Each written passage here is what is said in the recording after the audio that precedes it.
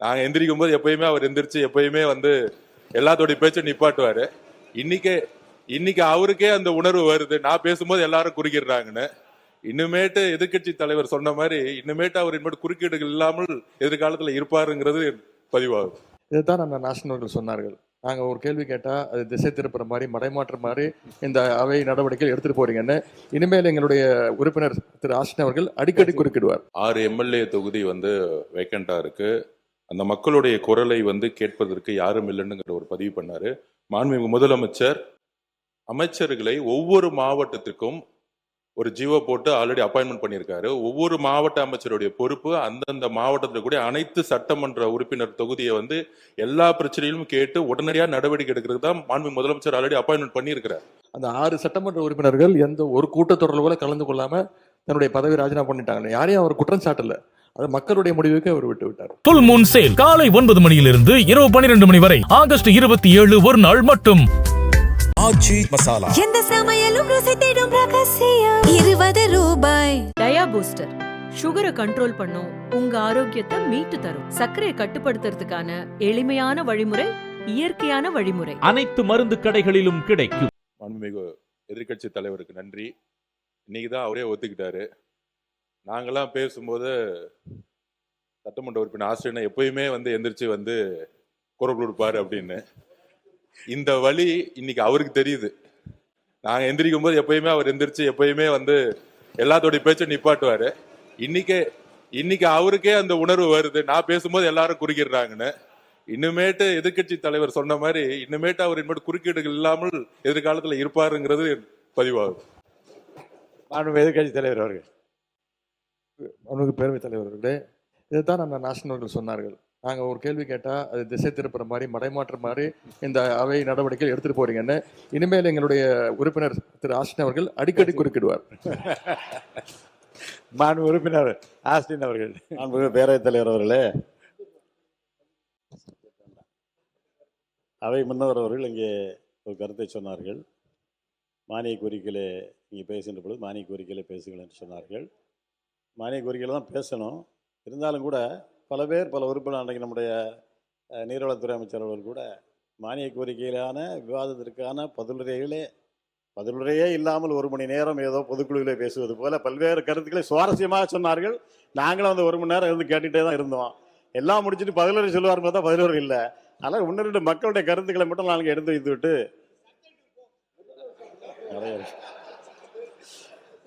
விட்டு இந்த அவையினுடைய கவனத்தை ஈர்த்து விட்டு நான் போகிறேன். 2வது, மாண்புமிகு பேரவைத் தலைவர் அவர்களே, நிறைய விட்டுட்டேன், முக்கியமான என்ன நீங்கள் குறுக்கிடுவீங்க. இந்த அவையை பொறுத்தவரையில் 234 உறுப்பினர்களை உள்ளடக்கிய ஒரு அவை இது. 227 பேர் இருக்கும் உள்ளடக்கிய அவை இது. ஆனால் இந்த இருப்பது 227 பேர் இங்கே இருக்கிறார்கள். ஒரு தொகுதி நம்முடைய மாண்பு முதலமைச்சர் அவர்கள் 2 தொகுதியிலே போட்டியிட்ட காரணத்தால் ஒரு தொகுதியை அவர் ராஜினாமா செய்து விட்டார். அதுபோக 6 உறுப்பினருடைய பணியிடம் இன்றைக்கு காலியாக இருக்கின்றது. 6 உறுப்பினர்கள் பதவியேற்ற 1 மாதத்திலே தங்களுடைய பதவியை ராஜினாமா செய்து விட்டார்கள். என்ன காரணம் என்பது இன்று முழுமையாக வெட்ட வெளிச்சமாக யாருக்கும் தெரியவில்லை. ஆனால் அவங்களுடைய விருப்பம், ஆனால் மக்களுக்கு தெரிகின்றது. இல்லை, என்னுடைய கோரிக்கை என்னன்னா, இந்த 6 தொகுதியினுடைய மக்களுடைய குரல் இந்த அவையிலே இன்றைக்கு முடக்கப்பட்டிருக்கின்றது. அவர்களுக்கு குரல் கொடுப்பதற்கு இன்றைக்கு ஆள் இல்லை. கிட்டத்தட்ட 3 மாத காலம் ஆகிவிட்டது. ஒரு தேர்தலிலே போட்டியிடுவது, வெற்றி பெறுவது எவ்வளவு சிரமம் என்பது எங்களுக்கெல்லாம் தெரியும். 1 மாத காலம் கடுமையாக அந்த 6 உறுப்பினரும் அங்கே பணியாற்றியிருப்பார்கள். மக்கள் வாக்களித்த மக்கள் 60 வயது 70 வயது 80 வயது தாண்டியவர்கள் எல்லாம் நடக்க முடியாத அளவிலே கூட அந்த வாக்குச்சாவடிக்கு இவருக்கு ஓட்டு போட வேண்டும், இவர் ஓட்டு போட்டால் இந்த தொகுதி மக்களுக்கு நமக்கு பல்வேறு நன்மைகள் கிடைக்கும் என்ற ஒரு நம்பிக்கை, அந்த நம்பிக்கையின் அடிப்படையில் தான் அவர்கள் அங்கே வாக்களிக்கின்றார்கள். ஆனால் இன்றைக்கு அவருடைய நம்பிக்கையெல்லாம் இன்றைக்கு பொய்த்து போய்விட்டது. அதுபோல் வெற்றி பெறக்கூடிய நேரத்தில் மிகப்பெரிய ஒரு களிப்பு இருக்கும். அந்த சட்டமன்ற உறுப்பினருக்கும் சரி, அவருடைய குடும்பத்தாருக்கும் சரி, அவருடைய நண்பர்களுக்கும் சரி, தொகுதி அவருக்கு வாக்களித்த தொகுதி மக்களுக்கும் மிகப்பெரிய மகிழ்ச்சி, மிகப்பெரிய கொண்டாட்டம் இருக்கும். 5 ஆண்டு காலம் இந்த எம்எல்ஏ பதவி என்ற ஒரு மிகப்பெரிய ஒரு அந்தஸ்து, ஒரு மிகப்பெரிய மரியாதை, இதையெல்லாம் ஒருவர் இழந்துவிட்டு வெற்றி பெற்று பதவியேற்ற ஒரே மாத காலத்திற்குள்ள ஒரு கூட்டத்தொடரை கூட கலந்து கொள்ளாமல் உறுப்பினர் பதவியை ராஜினாமா செய்கின்றார் என்று சொன்னால் இதை விட பெரிய ஆதாயம் கிடைத்தால் தான் பண்ணுவாரே தவிர சாதாரணமாக பண்ண மாட்டார். அப்படி நீங்க பேசலாம். மாண்பு உறுப்பினர் முதல்ல வந்து அவருடைய விலகல் கடிதம் விதிகளின் முறைப்படி ஏற்றுக்கொள்ளப்பட்டு இப்போ வழக்கு மன்றத்திலே வழக்கு இருக்கிறது. தேர்தலை எப்போது நடத்த வேண்டும் என்பதை பற்றி தேர்தல் கமிஷன் தான் முடிவெடுக்க முடியாது. நான் வந்து பேரவைத் தலைவர் நான் முடிவெடுக்க முடியாது, நீங்களும் முடிவெடுக்க முடியாது. அது தேர்தல் ஆணையம் எப்போது முடிவெடுத்து தேர்தல் நடந்தாலும் மக்கள் பணி ஆற்றுவதற்கு நிச்சயமாக அந்த யார் அங்கே வெற்றி பெறுகின்றால் அவர்கள் அது தயாராக இருப்பார்கள். உங்களை பொறுத்த வரைக்கும் இந்த விவாதத்துக்குள்ளே போகாமல் மற்ற கருத்துக்களை மானிய கோரிக்கை ஒட்டி பேசுமாறு நான் கேட்டுக்கொள்ள மாண்புமிகு பொதுப்பணித்துறை அமைச்சர் அவர்கள். மாண்புமிகு பேரவைத் தலைவர்களே, சட்டமன்ற உறுப்பினர் பதிவு செய்தார். 6 எம்எல்ஏ தொகுதி வந்து வேக்கண்டா இருக்கு. அந்த மக்களுடைய குரலை வந்து கேட்பதற்கு யாரும் இல்லைன்னுங்கிற ஒரு பதிவு பண்ணாரு. மாண்புமிகு முதலமைச்சர் அமைச்சர்களை ஒவ்வொரு மாவட்டத்திற்கும் ஒரு ஜிஓ போட்டு ஆல்ரெடி அப்பாயின்மெண்ட் பண்ணியிருக்காரு. ஒவ்வொரு மாவட்ட அமைச்சருடைய பொறுப்பு அந்தந்த மாவட்டத்தில் கூட அனைத்து சட்டமன்ற உறுப்பினர் தொகுதியை வந்து எல்லா பிரச்சனையிலும் கேட்டு உடனடியாக நடவடிக்கை எடுக்கிறது தான் மாண்புமிகு முதலமைச்சர் ஆல்ரெடி அப்பாயின்மெண்ட் பண்ணியிருக்கிறார். அதனால அந்த 6 தொகுதியிலும் சட்டமன்ற உறுப்பினர்கள் இல்லைன்னாலும் பொறுப்பு அமைச்சர்கள் 234 தொகுதியும் என்னென்ன தேவைகள், குடிநீர் பிரச்சனை என்னென்ன தேவைகளோ அதை அந்தந்த அமைச்சர்களுடைய நேரடி கண்காணிப்பில் முதலமைச்சருடைய அலுவலும் முதலமைச்சரும் நேரடியாக கண்காணிப்பில் இருக்கிறாருங்கிறத நாங்கள் பதிவு செய்கிறோம். திருப்பியும் அவர் அரசியல் பக்கமே வந்துட்டு இருக்காரு, மானிய கோரிக்கை விவாத பக்கம் வரமாட்டேங்கிறாரு. சொல்லிட்டேன். மாண்பு எதிர்கட்சி தலைவர் அவர்கள். பேரவைத் தலைவர் அவர்களே, இது பொறுப்பு அமைச்சருங்கிறது எல்லா அரசுலையும் எல்லா முதலமைச்சர்களும் எடுக்கக்கூடிய நடவடிக்கை தான். என்னுடைய சட்டமன்ற உறுப்பினர் கேட்பது, அந்த 6 சட்டமன்ற உறுப்பினர்கள் எந்த ஒரு கூட்டத்தொடரில் கூட கலந்து கொள்ளாம தன்னுடைய பதவி ராஜினாமா பண்ணிட்டாங்க. யாரையும் அவர் குற்றம் சாட்டல, அது மக்களுடைய முடிவுக்கு அவர் விட்டு விட்டார். மாண்பு உறுப்பினர் ஆசிரியர், மாண்பு அவை முன்னவர் அவர்கள். மாண்பு பேரவைத் தலைவர் அவர்களே, 6 சட்டமன்ற உறுப்பினர்களை பற்றி இங்கே ஆசிரியர் அவர்கள் இங்கே குறிப்பிட்டார்கள். 6 சட்டமன்ற உறுப்பினருடைய குறைகள் என்ன இருக்கிறது என்பதை எங்களை போன்ற அமைச்சர்கள் அங்கே சென்று மக்களை கூட்டி மனுக்களை பெற்று அதற்கான நடவடிக்கை மேற்கொண்டு வருகிறோம் என்பதை நடக்கிறது. நீங்க இப்போ மட்டும் சொன்னப்பட்ட எப்படி நடந்துரு? மாண்புமிகு முன்னாள் முதலமைச்சர் எடப்பாடி கே பழனிசாமி அவர்கள். மாண்புமிகு பேரவைத் தலைவர்கள், ஒரு நாள்லாம் நடக்க முடியாது. எந்த அமைச்சர் போய் ஒரே நாளில் வந்து மக்களுடைய தொகுதி பிரச்சனை பேச முடியும்? எனக்கு ஒரு சட்டமன்ற உறுப்பினர் இருந்தால் தான் அவர்கள் வந்து அந்த தொகுதியில் போய் பார்த்து மக்களை பார்த்து மக்களுடைய பிரச்சனையை கொண்டு வந்து அரசுடைய கவனத்துக்கு கொண்டு வராங்க, அமைச்சருடைய கவனத்துக்கு கொண்டு வராங்க. பொறுப்பு அமைச்சர் என்பது ஒரு நாள் போவார், கொடுக்குற மனுவை தான் வாங்கி பரிசீலிக்க முடிய. அந்த பொறுப்பு அமைச்சர் வந்து அந்த தொகுதியில் இருக்கின்ற மக்களுடைய பிரச்சனை முழுவதும் அறிந்து கொள்ள முடியாது என்ற அடிப்படையில் தான் அந்த சட்டமன்ற உறுப்பினர் தேவை. மாண்பு அவை முன்னவர் அவர்கள். மாண்பு பேரவைத் தலைவர்களை, விரைவாக தேர்தல் நடத்த வேண்டுமான் எங்களுடைய ஆர்வம், அதிலே மாற்று கருத்து கிடையாது. அதிலே நாங்கள் வெற்றி பெறுவோம், அதிலேயும் மாற்று கருத்து கிடையாது. அத்தனை பேரும் வெற்றி பெறுவார்கள். மாண்பு உறுப்பினர் மாண்பு எடப்பாடி கே பழனிசாமி அவர்கள். மாண்பு, இது வந்து விவாதம் வேற மாதிரி போகுது, திசை மாதிரி போகுது. நீதிமன்றத்தில் வழக்கு இருக்கு. என்னது? பேரவைத் தலைவர் அவர்களே, வெற்றி பெற்ற பிறகு தங்களை சந்தித்து ஒரு மனு கொடுக்கின்றார். அந்த நிகழ்ச்சியிலே ஒரு சட்டமன்ற உறுப்பினர் பங்கு பெறுகிறார். அந்த சட்டமன்ற உறுப்பினர் அடுத்த நாள் ராஜினாமா பண்ண உடனே முதல் மாடியில போய் ஒரு வழக்கு மன்றத்தில் இருக்கிறது. இல்ல இதை பற்றி இந்த விவரங்கள் எல்லாம் வழக்குல இருக்கிறது. நீங்க சொல்ற இந்த விவரம் வழக்குல அதை பற்றி பேசுற அனுமதி இல்லை, அவைக்குழு நீக்குகிறேன்.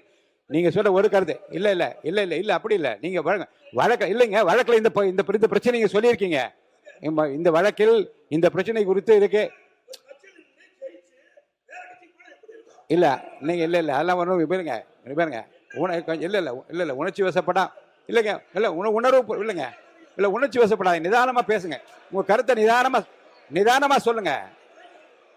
வழக்கு மன்றத்தில் இருக்கிறது. இந்த வழக்கு சம்பந்தமான விவரங்கள் வழக்கு சம்பந்தமான விவரங்கள் அதுல இருக்கிறது.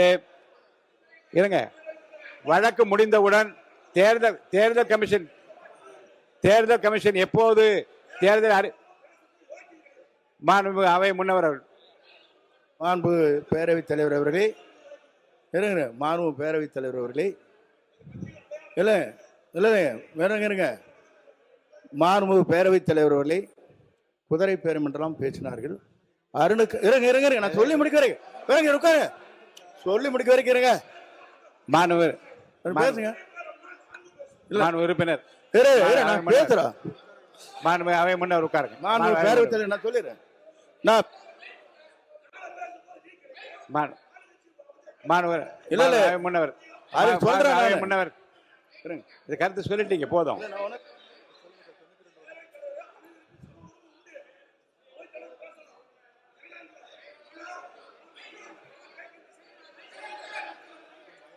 உட்காருங்க, நான் சொல்ல உட்காருங்க. மாண்புமிகு அவை முன்னவரா பொதுப்பணித்துறை அமைச்சர் யார் பேசுறீங்க? யார் அவை முன்னவர்? அவை முன்னவர் விடுங்க, உட்காருங்க. நான் சொல்லிடுறேன். இல்ல மாண்பு பேரவைத் தலைவர்களே, நம்முடைய உட்காருங்க. இல்ல இல்ல மாண்புமிகு பேரவைத் தலைவர் அவர்களே, நீங்க பெரிய கஷ்டப்பட்டு தெரியாத நாட்டுக்கு. ஆகவே இல்ல உட்காரு உட்காரு நான் உட்காருங்க. சொல்லுறேன். அவர் இல்ல நான் ஒரே சொல்லிடுறேங்க. உட்காருங்க. அவர் பேர் என்ன? அவர் பேரு மாண்பு பேர் சம்பத்குமார். மாண்பு பேரவைத் தலைவர் அவர்களே, உட்காருங்க. மாண்பு பேரவைத் தலைவர் உட்காருங்க. பாருங்க. மாண்பு பேரவைத் தலைவர் அவர்களே, எங்களுடைய வேட்பாளர் அருண் வாபஸ் பெற்றார். அது குதிரை பேரம் இல்லையா? அவரை சேர்த்திருக்கல, அது குதிரை பேரம் இல்லையா? அவை முன்னவர் அவை முன்னவர் இருங்க, நான் சொல்ல உட்காருங்க. உட்காருங்க, அவங்க மட்டும் பேசட்டும். நீங்க மட்டும் பேசுங்க. உட்காருங்க உட்காருங்க. இங்க வாங்க, உட்காருங்க. இங்க உட்காருங்க. அவர் பேசுறாரு பாருங்க, அவங்களை உட்கார வைங்க. மாண்பு உட்காருங்க. இங்க பாருங்க. மாண்புமிகு சட்டப்பேரவைத் தலைவர் அவர்களே, அவருடைய மனு தள்ளுபடி செய்யப்பட்டிருக்குது. யார் வாபஸ் எல்லாம் வாங்கல. அது முறையாக அவர் முறையாக வேட்புமனு தாக்கல் செய்வதில்லை. அதன் மூலமாக அது இருக்கின்ற தேர்தல் அதிகாரி அந்த மனு நிராகரிக்கப்பட்டதா சொல்லிருக்காங்களோ, யார் வாபஸ் வாங்கல. அது குறிப்பா சொன்னா, அப்ப வேட்புமனு பரிசீலிக்கும் போது திராவிட முன்னேற்ற கழகம் அதிமுக வேட்பாளருக்கு தான் அங்க எங்களுடைய எனக்கும் என எதிர்த்து போட்டியிட்ட திராவிட முன்னேற்ற வேட்பாளர் தான் பிரச்சனை ஏற்பட்டு இருந்தது. அவர்களை பத்தி, அவருடைய வேட்பாளர் பத்தி எல்லாம் அங்க பொறுப்படுத்தல. ஆக இதில் கூட இணைக்க கூடாது. ஆக அவை முன்னவர் பேசுறாருன்னா இதுக்கின்ற கருத்து பேசினா பரவாயில்ல, இல்லாத கருத்து பேசினா அவை திசை திருப்பு போய் கொண்டிருக்கின்றது. ஆகவே அதில் கூர்ந்த இந்த நேரத்தில் சொல்வதெல்லாம், ஒரு கட்சியிலிருந்து தேர்ந்தெடுக்கப்பட்டவர்கள் எங்களோடு இருந்துகிட்டு இருக்கிறாங்க, திடீரென்று எப்படி வேறு கட்சிக்கு மாறுவாங்க? நான் எந்த கட்சியும் குறிப்பிடல. எப்படி போய் கட்சியில் சேருவாங்க? ராஜினாமா பண்றாங்க. சட்டப்பேரவை தலைவர்கிட்ட ராஜினாமா கடிதம் கொடுக்குறாங்க. ராஜினாமா பரிசீலிக்கிறீங்க. அடுத்த முதல் மாடியில போய் சேர முடியும். இந்த விவரத்துக்கு போக கூடாதுன்னு சொல்லிட்டேன். ஏன்னா அது வழக்காடு மன்றத்தில் இருக்கு. நீங்க நடக்கிறது இங்க பேசி கோர்ட்டையும் பேச முடியாது. இல்ல ரெண்டு இடத்துல எப்படி பேச? இந்த விதிப்படி நீதி விசாரணையில் இருக்கும் எந்த பொருள் குறித்தும் தம் கருத்தை சொல்லவோ அப்பொருள் குறித்து பேசவோ கூடாதுன்னு அனுமதி இல்லை. இருங்க, நீங்க கோர்ட்ல கேஸ் இல்லைன்னா என்ன வேணாலும் நான் பேச அனுமதிக்கிறேன். வழக்குல இதெல்லாம் சொல்லியிருக்கீங்க. கீழே என்ன இதுக்குள்ள விவரத்துக்குள்ள நான் போக அனுமதி இல்லை. இல்லைங்க, எந்த கட்சி இல்லை பேரு சொல்ல கட்சி விவரம் என்னன்னு சொல்றீங்களா? வழக்காட்டு மன்றத்தில் இருக்கிற பிரச்சனையில் இருக்கிற விவரத்தை சொன்ன பிறகு அப்புறம் எந்த கட்சி அந்த கட்சி என்று அல்ல கோர்ட்ல இல்ல. இப்ப நீங்க சொல்ல வந்த கருத்து ஒரு கட்சியில் வெற்றி இல்ல நான் அவர் நீங்க அதுக்குரிய பதில் உங்களுக்கு நீங்க சொல்லிட்டீங்க இல்லையா? பதில் சொல்லிட்டீங்க இல்லையா? மைக் கொடுத்துருங்க. மைக் கொடுத்த சொல்லியாச்சு. இவ்வளவு பேர் நீங்க நான் யாரை பேச விடுறது? போய் வேற யாரையாவது பேச விட்டோமா அவருக்கு பதிலா? இப்ப எதுக்கு நிக்கிறீங்க எல்லாரும்? பொதுக்கூட்டமா இது? என்ன பொதுக்கூட்டமா இது? உட்காருங்க. உட்காருங்க. உங்க கட்சி பொதுக்கூட்டமான்னு கேக்குறேன். இது என்ன பொதுக்கூட்டம்? உட்கார சொல்லி எல்லாரும் உட்கார சொல்லுங்க. இருங்க இல்லங்க, நீங்க உங்களை அனுமதிச்சு இல்லங்க, உங்களை பேசணும் அனுமதிச்சுட்டே இருக்கும்போது பின்னாடி நின்று குரல் கொடுத்து என்ன பொதுக்கூட்டமா நடத்துறோம்? இது அவை அந்த மாண்பை காப்பாத்துங்க. அதுக்குரிய மாண்பை காப்பாத்துங்க. உட்காருங்க. எல்லாம் உட்காருங்க. நீங்க உட்காருங்க. எல்லாரும் உட்காருங்க. திசை இதே உட்காருங்க. எது? அப்ப நான் விதியை பின்பற்ற ஆரம்பிக்கணுமா? உட்காருங்க. எல்லாரும் உட்காருங்க.